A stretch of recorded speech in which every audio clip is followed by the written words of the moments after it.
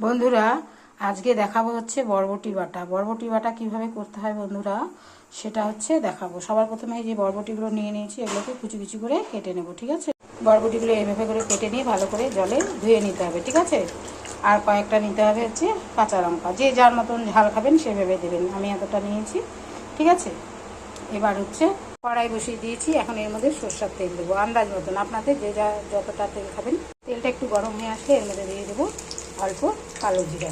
বেশি দেওয়া যাবে না, বেশি দিলে না বন্ধুরা তেতো হয়ে যাবে। ঠিক আছে, অল্প করে দেবেন যাতে একটু মানে স্মেলটা সুন্দর হয়। তার মধ্যে দিয়ে দেবো কাঁচা লঙ্কা। এখন দিয়ে দেবো বরবটিগুলো, নাড়াচাড়া করে এখন দিয়ে দেবো হচ্ছে লবণ। যেহেতু এটা নিরামিষ, রসুন দেবো না। ঠিক আছে, ভালো করে একটু ফ্রাই করে নেব, নিয়ে মিক্সিতে ব্লেন্ড করে নেব। চাইলে আপনারা শিলপাতাতেও করতে পারেন। এরকম ভাজা ভাজা হয়ে গেলে একটা প্লেটে তুলে নিয়ে মিক্সিতে ব্লেন্ড করে নেব। ঠিক আছে, মিক্সির মধ্যে নিয়ে নিলাম, এখন এটাকে ব্লেন্ড করব। বন্ধুরা, এই যে আমার হচ্ছে বরবটি বাটাটা হয়ে গেল। এটা মিক্সিতে বাটতে যদি অসুবিধা হয় বন্ধুরা, তাহলে কিন্তু আপনারা একটু মিক্সিতে জল দিয়ে নিতে পারেন।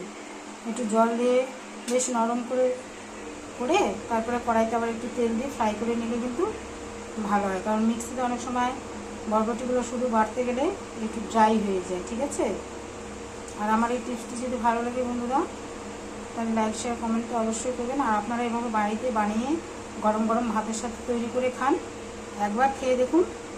নিরামিষ বরবটি বাটা খেতে কিন্তু দুর্দান্ত হয়।